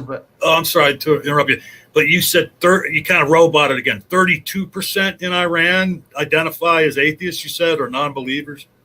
Yeah, agnostic and atheist, 32% in Iran. I think something like in Tunisia, something like 35%. In Egypt, it went up to 20%. In Pakistan, it was 2%, but that was back in 2012. I am more than 100% certain that the number would have increased to something like 10%. It has to, or at least 8-9%. It has to be, but there hasn't been a detailed study on it yet. But everywhere else we look at it, this Iran one, this study came out by a Dutch university, I think 2 months ago or something. It was a very comprehensive study. It was a sample size of something like 55,000 people. And the funny thing is, even those who were Muslims, even they had let go of quite a few hardcore tenets of Islam. For example, the arrival of Messiah, Imam Mahdi, as they call it. And it's a central belief of Shiaism. Even Sunnis believe it too, but Shias cannot be Shias without believing it. I think some ridiculous number of people don't even believe in it. I think according to the traditional worldview, only something like 35% or 37% of Iranians are Shia Muslims. Rest are either just spiritual. There was a big number of just spirituals, the woo-woo people that, universe is calling me, that kind of people. So a big number of those people were in there too. Confirmed atheists was something like 10%, and then there were agnostics who were 20% or 22% or something. So it's happening everywhere, and they have absolutely no idea how to tackle that. So if they get bugged by their students, oh, that atheist is saying this, Mr. Mufti, what do you have to say on that? And then they would give some really bizarre and it creates more product for more content for me. I put subtitles on it. I don't know if you've seen some of the hilarious stuff that they made. Like Europeans are depressed people. That's why they're lying naked on the beaches. Those are the guys. But those guys get bugged by people, by their own students, that Harris is saying this. What do you have to say to that? So if they're damned if they do, they're damned if they don't. So they have to talk about it, but they're clever. They don't mention me by name, but it doesn't matter. I mean, one of the guys who actually said that, one of his admins actually contacted me recently, and they said, anyway, I should say that, but so I mean, they are in, some of these people are getting in touch with me now because they know it's getting very problematic for them. I mean, when they discuss you, do they show your image? No, they don't show my image. They don't show my name. They just said these atheists. And, everyone, and I'm not overplaying my part. I mean, there are so many people who know me, and just people just randomly send me screenshots of, so-and-so group is talking about you, like groups of hundreds of thousands of members. So that they show my image or they do whatever. But these people, they the word atheists in Urdu are called mulhids, and as I said, because I was the first one, it's like being the Uber, and now everything else just comes after. Is just after. So the word atheist or mulhid, my channel is called Pakistani Mulhid, meaning Pakistani atheist. It becomes synonymous with my face in a sense. That, as I said, there's so many other people who come out as well, but nobody's actually showing their face either. There's a very intelligent guy, Ghalib. He puts a mask on. There's another guy, exMuslim Spartacus, whom I help get him out of Pakistan. He doesn't show his face. There's a Canadian doctor, very intelligent guy. He's just created a channel. He doesn't show his face either. So I'm the only one who shows his face, and I am trying. And I see this as my extension. So I don't even see that as, some people say, he's getting more popular. I don't care about that. I mean, I see this as my extension, that, this is happening, and now people are doing it. And now my next step is I'm going to encourage these people to show their faces, because that's the next step. And who knows, by end of next year, we might have 20 atheist channels in Pakistan. We're living in an absolutely golden era of atheism, because there's just nothing they can do. Absolutely, I mean, they can still do something. We can't be reckless and complacent, but if we are smart about it, we're just eating them. We're eating them from within. And so, how about, could you give us a dust jacket synopsis of your book? Right. So it basically, I wrote it with me in my mind and how my journey was. Some of the typical arguments that I heard. Obviously, you have to discuss Pascal Wager as well. Some of the baggage that comes with religion. I wanted to show people. My very first chapter is actually about how to think, not what to think. I just laid out some ground rules that this is how we think, sort of like Socratic approach. You just have to assume whatever the person is saying is true, and then look into it, then have the criteria whether it's turns out to be true or not. And then obviously I went into the character of Muhammad. That's a very major one. It's the Achilles heel of every believing Muslim. They could doubt they could start doubting the certain arguments, but they would the moment you mention the word Muhammad, they have to kind of like stand up and give a salute. It's kind of that thing. Okay, right. It's such a strong hold. So character of Muhammad's been discussed, especially his sex life. I think it's very important, especially for men to understand, because that's one thing that men want throughout history with women in power. And this guy is no different. If he's no different, then what's so special about him? And then some scientific problems in the Quran, in the Islamic system. And then obviously I spoke about the actual socio and political impacts of Islamism in Europe and even in Muslim countries themselves. It's a very, the common feedback I've had is people who are not even book readers, but they just wanted to get a more in-depth knowledge of what atheism is from an ex-Muslim perspective. Everyone has said that it was very easy to read. I mean, I wrote it as I speak. And I remember my editor, I specifically told my editor that don't try to throw in big words and don't try to, make it so fancy looking. I actually had to let go of one of the editors. She wrote it. She turned it into a PhD thesis. I was like reading. I was like, I don't understand what I'm talking about. So imagine someone quotes me from a book and I wouldn't know it's my quote. So it's very easy to read. And we've had it translated in Urdu. We've had it translated in Hindi. Hindi version will be uploaded on my website very soon as well. In English, we've had something like, last I checked, 35,000 illegal downloads. We've had nearly 15 or over 10,000 copies sold. Just had it in audio version released as well. I think it'll be uploaded in Audible in a week or so. It's already been uploaded on some other audiobook platforms. So it's a very simple book. I would say it's an entry level. You would hear some of the common problems that usually get overlooked. And I think this is why I wanted to write a book, because in a book, it's just one little document that's got most of the stuff. In a video, we can only talk about one thing, and then, you can forget about other things, and you may lose interest, and you may not watch my other videos ever again. But with a book, you can articulate everything in there. I would say it's a very simple to read, easy going book. Well, and again, the name of that book is The Curse of God, Why I Left Islam. And we will have a link in the description to purchase that book if you'd like. But did you just say a few moments ago that there was over 35,000 illegal downloads?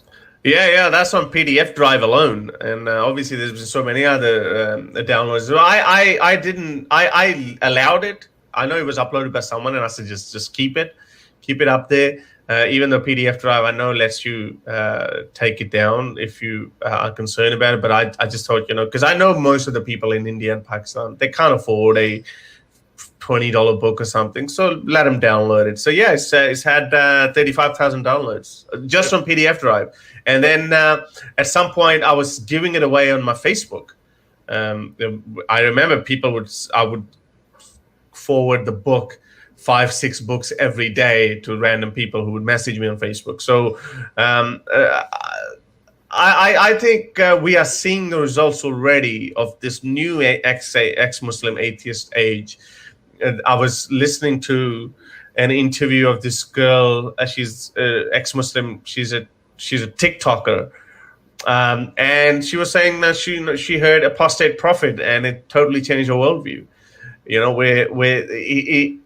We sometimes doubt ourselves when we think that, who's going to listen to me? I still have these doubts. But then I look at these people who say, you, Harris, after listening to you, I changed my worldview. I'm like, whoa, me?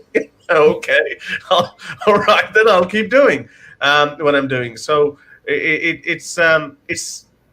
we're living in very interesting times, John. We are going to see in next 5 years already, just bear that in mind.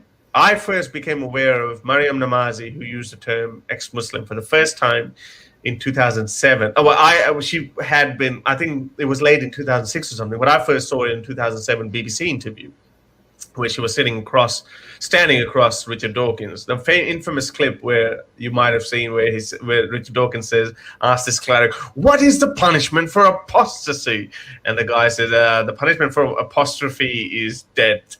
So that one. So that was filmed in 2007. That was the first time when I saw, whoa, there's a thing called ex-Muslim, and I was already becoming an atheist at that point. I was like, okay, it didn't resonate with me because I was in love with Richard Dawkins, etc. at that point. But later on, I realized that this 2007 ex-Muslim movement started. This is 2020. In 13 years, every survey you look at, atheism is spreading like a wildfire in Muslim world. There was a BBC study done called Arab Barometer. Well, it was actually Arab Barometer, but BBC published it. Look at that one. Atheists jumping from 2% to 15%, 5% to 25%. It's just mind-boggling. And this detailed study of Iran just came out a month ago by a Dutch university. It's phenomenal time to be. What a time to be alive in. In 5 years' time, I'm telling you, you would see a major blow. And clerics have started noticing it. They know that it's not the Christianity that's knocking on the door or any other religion. It's atheism. It's just quite fascinating. Well, and it's social media is really probably the impetus to that. I mean,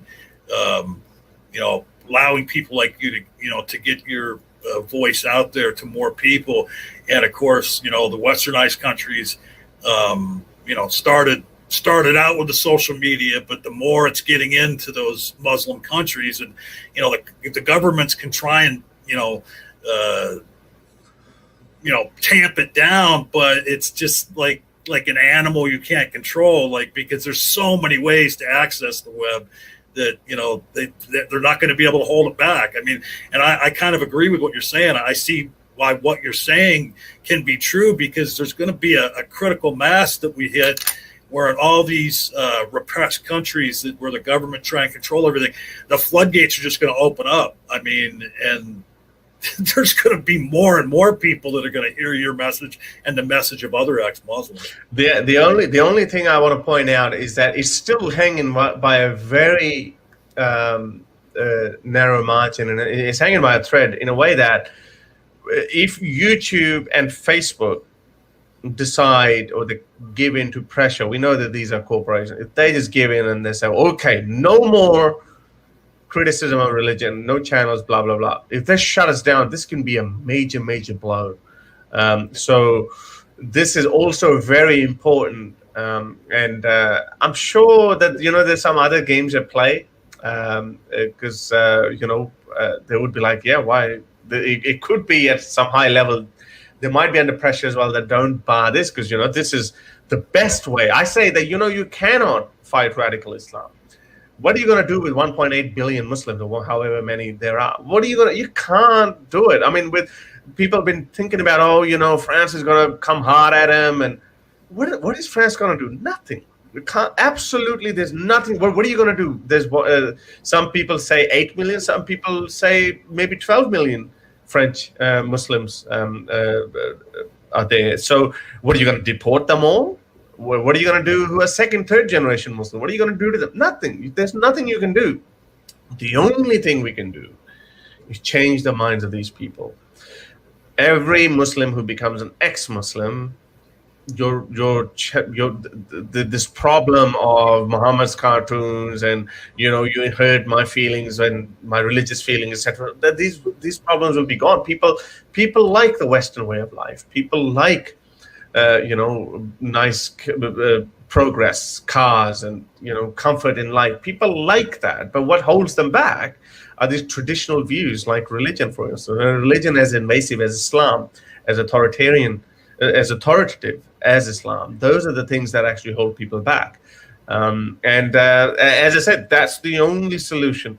The far right can go crazy about deport them and all that crazy nonsense. They can blurt it out. That's not the solution. The only solution is change the minds of these people, and we have shown that we can do it. We are doing it very well without any major support from anyone. All of us are volunteers. All of us are risking our lives to an extent. I get so many death threats that I've even stopped taking them seriously, and some people tell me that and I wonder sometimes. I'd be like, one day I'm just going to get stabbed by someone, and I'm going to be like, oh damn, I didn't see that coming. It could actually happen to me, because you become complacent, because if you're getting that so many times, so often, then you forget about it. But my point is that with no support, we have with just few patrons who support us, but no organizational support from anyone, no governmental support from anyone. And as I said, this is the only way. This is the only way you can combat radical Islam. Yeah, and so I got one other thing I was going to ask you to do, if you would like, before we start closing it up, could you say something to the effect of watch the Apostate Alliance with hosts John Petersen and Faye Rahman? Could you say that in Urdu? Oh, right. Okay. Do you want me to say that in Urdu? Right. Okay. All right. I'll start. Let me start. Yeah. let me get my thoughts. Okay, मेरे प्यारे दोस्तों, मैं हूँ हारिस सुल्तान, एक पाकिस्तानी मुल्हिद, और अब आपने देखना है अपोस्टेट अलायंस जॉन पीटरसन और फे रहमान के साथ. ये बड़ी अच्छी आपके साथ बातें करेंगे, और अगर आपने डिफरेंट पर्सपेक्टिव लेना है, आपने एथियज्म को समझना है, तो इनको जरूर देखिए और सब्सक्राइब करें और बेल के बटन को जरूर दबाएं. Awesome. And I wanted to show you something else to maybe bring another smile to your face. A few months ago, we had an ex-Scientologist on. All right. Twice, actually. And, oh, man, I'm hating myself for forgetting his name right now. But I'm sure, people watching remember who it was. And Faye was just so taken aback by the stories he was telling about and explaining Scientology. And this is a screenshot I got from that interview of Faye. Oh. Eyes were bugged out. You're shocked. I couldn't believe what she was hearing. And I love showing that picture. I wish Faye had been here to talk to you. I met her in England once, actually. Yeah. Oh yeah, awesome. I mean, I just love her, and she's the one who opened the door to me to all of this, knowing of ex-Muslims and what Muslims go through. And I've always been shocked when whenever I hear the things that happen to, apostates and gay people and things like that in Muslim countries. I was just shocked. And I've said, like, wait a minute, why am I having to go to like social media here about this?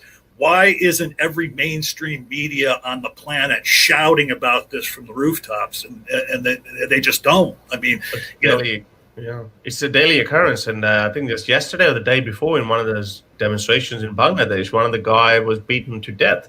The video was circulating on Twitter just yesterday. Mainstream media, again, they all have their own little problems, and they have to look into the geopolitics and everything. You remember when I think the age of mainstream media is gone, because people always box in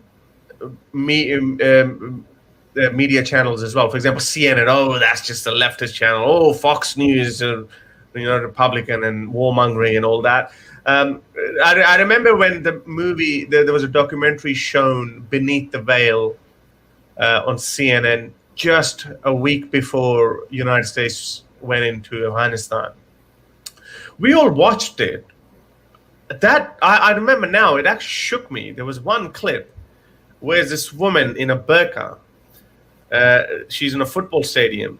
These guys Taliban guys with AK-47. They just bring they bring two women to a football stadium, and they point to her, they sit down, and you can't see their faces. The burqas in front of. They're reluctant. They know something bad is about to happen. They sit down. He points the gun at her, and he just shoots it. You can see blood splattering from front, and this is obviously this woman who's the undercover journalist. She's filming it from far, far away, but you can see the blood coming out, and she falls down. That was the first time I saw someone dying on camera, and I was like, whoa, that happens. As strong as that imagery was, I was still led to believe that this is American propaganda, because America was preparing to go into Afghanistan, and they wanted to change the narrative of the world. That, look, these guys are so bad, and that's why we're going in to liberate these women, blah, blah, blah. And we know the truth. America wasn't going in to liberate those people either. It's a sad world, I think, in a sense that we have our own agendas. Western governments also have their own agendas. As you said at the start, Saudi Arabia, Saudi Arabia was, or probably still is, one of the chair countries of UN Human Rights Council, where they behead people. You can get a video every day out of Saudi Arabia where they're beheading people with a sword, with one hit, as those freaking, Dark Ages and Game of Thrones kind of era. But United States would never say anything. European countries would not say anything.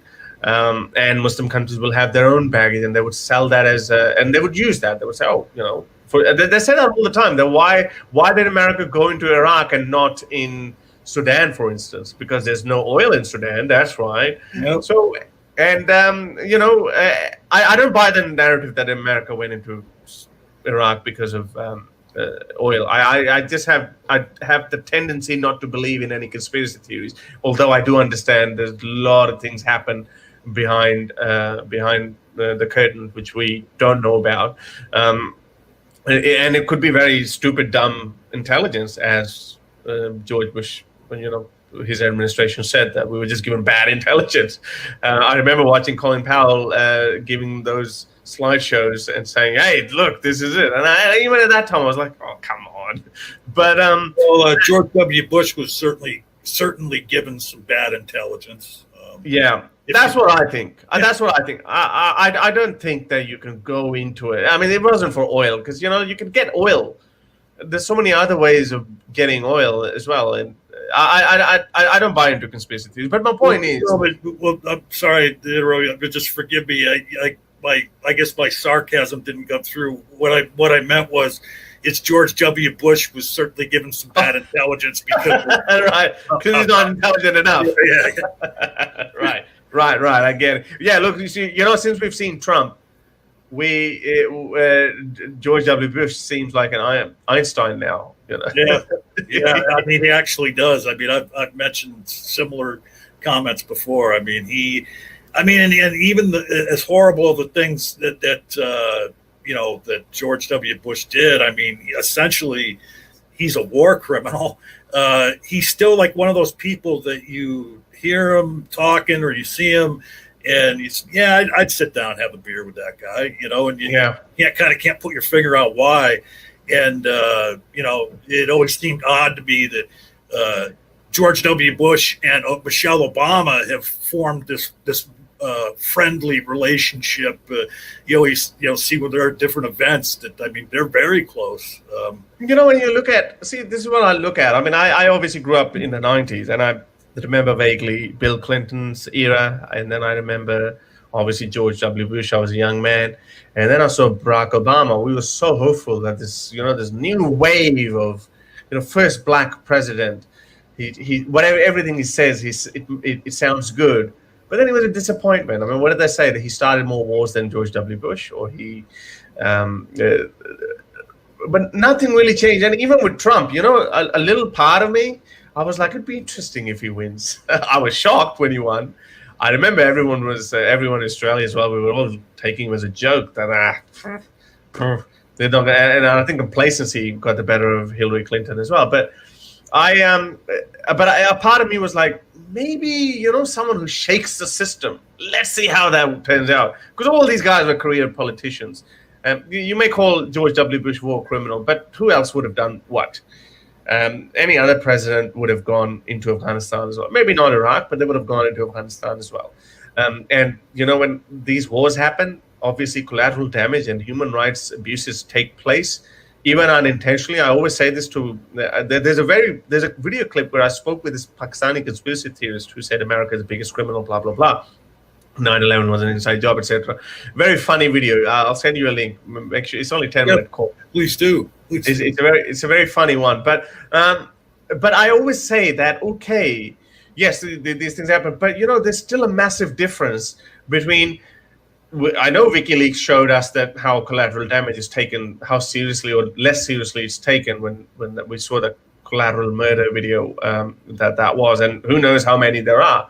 I still think that with the modern warfare, there still are some rules put in place, although they can never be acted upon, and there can be lack of discipline, and those things, bad things can happen. So I know George W. Bush, a lot of people say he's a war criminal, and I think he's responsible for a lot of unnecessary deaths.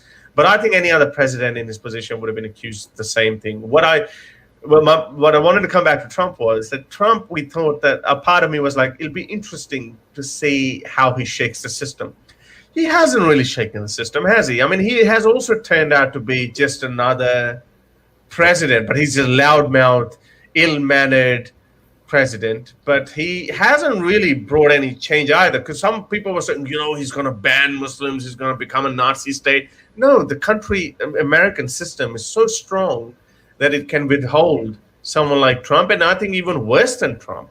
And things will normalize again. I think, everyone says that Biden is going to win. Not that I like the guy, but he's a career politician. It'll be like Obama years, and it'll be same things. Like all the bad things will be covered up much more professionally. There wouldn't be as many slip of tongues like Trump, where he throws tantrums, where he doesn't shake hand with Angela Merkel and does all the silly antics. So those things won't happen, but it'll be business as usual. Yeah. I mean, you're right. I mean, but it's just so cosmetics. Yeah, I mean, it's just so I don't know what word to use, like maybe apocryphal, or the last 4 years. Because here's the thing: is I'm sure there was uncouth and loudmouth presidents in our past, but so far in our past, not in this era of media, that we didn't know about the true essence of those people. And then here you have all this, this huge media presence, where Trump acts as he does, and the whole world sees it. And it's just been a strange 4 years. I hope it's coming to an end. But yeah, I mean, you're right. I mean, Biden is essentially the same as all the politicians are. With very little difference. That's and that's why it's so funny. People want to say the Trump campaign is portraying him as this radical leftist, but I mean, he is so centrist. It's like that nonsense. It is. I just wanted to, on the same point, I wanted to talk about, because there was a documentary that just came out in Australia in 60 Minutes about the woman who accused Joe Biden of inappropriately touching her, and someone was saying that one of the pundits on the show was saying that these guys are in their 70s, and these guys are the products of not only just last century, but the mid of last century. The world was different in the 60s and 50s when they grew up. These guys are misogynist by our today's standards, and that's why, I mean, they might not even see there was anything wrong with it. Fair enough, Biden knows how to, as you said, he's a career politician, and he knows how to play the game. So he could say that, this is not a pro. He could say all the right things that would please the Antifa, the crowd as far as an Antifa. But you're right. He would be as traditional as anyone else. He would be a centrist, I'd say, but he would have plenty of skeletons in his closet. But yeah, I think that this 4 years of lunacy has to end. I hope. And I was reading it was a news story on DWTV that how a whole of Europe is actually praying for this Trump era to be gone. It's he just does those impulsive decisions. It's not very president-like, like WHO. Okay, you did this. I'm cutting down. Yeah. It's like a matter between two people. Like, I don't like you. Okay, I was gonna give you $100. Now I'm not gonna give it to you. Like, I mean, their countries don't work that way. Yeah, and he's got his finger on the button. That's just crazy. I mean, I've always thought that I would hope that, like, if he tried to do something crazy like that with the nuclear bombs, that the military would step in and stop him. But they will. I think they will. I don't think you'd get away. I think the American system is much more stronger than people think. I mean, presidents, as powerful as they are, it's not a dictatorship. This is not one crazy emperor can't come and just destroy. Well, right, and it's essentially almost split down the middle as far as support for him since he was elected in our military, and actually, as far as officers go, it's slightly higher that don't support him. But yeah, I think in the end, the system here would prevail, even if Trump tried to pull some hinky stuff after the election. That if he loses, chooses to leave, that I think that he'll be made to leave. So I reckon he will. I don't think you can just say, all right, I'm not leaving anyway. I don't think it'll work. So, all right, boy, I want to thank you so much for coming and joining us. And again, Harris's YouTube channel is his name, Harris Sultan. We will have a link in the video description for that. And also the name of his book that he discussed is The Curse of God, Why I Left Islam. And we will also have a link to that in the chat or in the video description. I love these interviews. Like I said, Faye is the one who got me interested in all of this. I met her through another atheist that lives in London. And maybe I've known her a year and a half now. Just meeting all of these ex-Muslims like you is what inspired me to start doing this podcast, because as I said earlier, I'm just so baffled by, this far into a world of social media that I had never heard of these atrocities before meeting ex-Muslims and talking to them, all these things that are happening in Muslim countries to apostates and gay people and, people that are just, different than the, radical people in those countries. I mean, when I heard about the practice of taking gay people to the top of roofs and throwing them off, I mean, I just couldn't understand why I was only learning of that at the time I learned of it. I would have thought that would be like a huge news story that everybody would have been talking about, and it's just not the case. You don't have to feel so bad because most of the Muslims don't know about that. so yeah. Oh wow. All right, hey, thank you so much, Harris. It was great, and I urge everybody to go over and check out his channel. As I said at the beginning, and I'll say it at the end again, this is the Apostate Alliance, where you can be free to not believe. And I'm not sure when you'll be watching this. We're going to change the day and time because we don't feel as if we've been getting as big a response as we want on Sundays and Sunday mornings. So we're going to try like a weekday and maybe a little later in the afternoon or the early evening. So thank you all for watching this. And thanks again to Harris Sultan for joining us. And be here next time for the Apostate Alliance. Our next guest will be Kitty the Atheist.